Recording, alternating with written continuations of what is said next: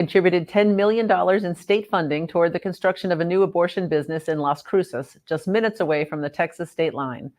Governor Michelle Lujan Grisham, one of the most abortion-loving governors in the nation, took part in a secret ribbon-cutting ceremony on Thursday, according to Mark Cavalier of the Southwest Coalition for Life. The center would be the 5th killing center in Doña Ana County. The University of New Mexico and Planned Parenthood of the Rocky Mountains are partners in the venture. Cavalier has asked pro-lifers to sign a petition aimed at halting construction. You can find the petition at stopthecenter.com. The construction site also will be included in the 40 Days for Life campaign that will open September 25th. Pro-lifers in Connecticut are opposing proposed changes to the state's abortion regulations that would take away the conscience rights of healthcare providers and remove language requiring life-saving care for newborns who survive abortion. The idea that a baby who survives a failed abortion cannot receive medical care is beyond gruesome, said Connecticut Catholic Conference Executive Director Chris Healy. Another pro-lifer is in the crosshairs of the Biden-Harris Justice Department. The Christian Post reported that the Department of Justice has filed a civil lawsuit against Minnesota resident Matthew Connolly for violating the Freedom of Access to Clinic Entrances, or FACE Act, by participating in a Red Rose rescue at a Planned Parenthood abortion business in Philadelphia in August 2021. Connolly allegedly barricaded himself inside a bathroom for 3 hours, forcing the evacuation of the facility. Eventually, a SWAT team was called in to remove Connolly. 9 pro-lifers are currently in federal prisons after being convicted of FACE violations, and another dozen are awaiting sentencing in cases from Washington, D.C., Tennessee, and Michigan.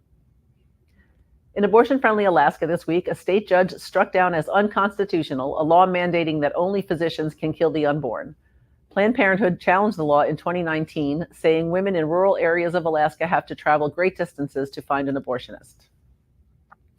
In ballot news this week, a Missouri judge ruled on Thursday that a summary of the pro-abortion amendment to be voted on in November was misleading and wrote a new summary himself.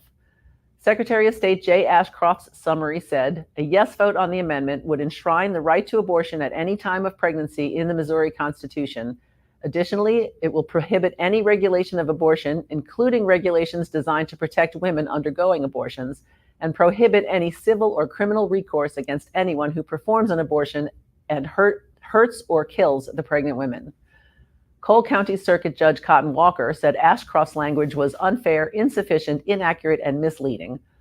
Walker's summary says the amendment would remove Missouri's abortion ban and allow abortion to be restricted or banned after fetal viability, with exceptions. Ashcroft's office is reviewing the decision.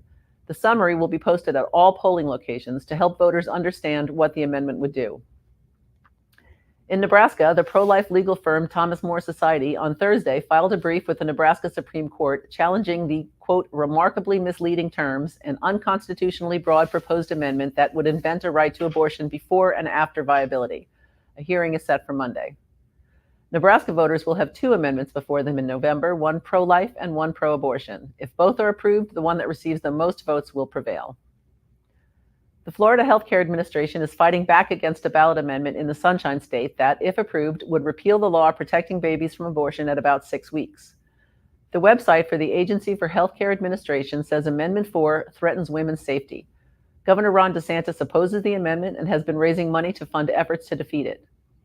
Abortions in Florida dropped 13% for the first 8 months of 2024 compared to the 2 previous years. A heartbeat bill that was enacted May 1st accounted for most of the decrease. But 44,771 unborn children still lost their lives in Florida so far this year. And finally, Priests for Life will host a national prayer broadcast against the amendments at 8 p.m. Sunday, September 22nd. Voters in 10 states will have pro-abortion amendments on their ballots this November, but Priests for Life National Director Frank Pavone hopes Americans from every state will take part.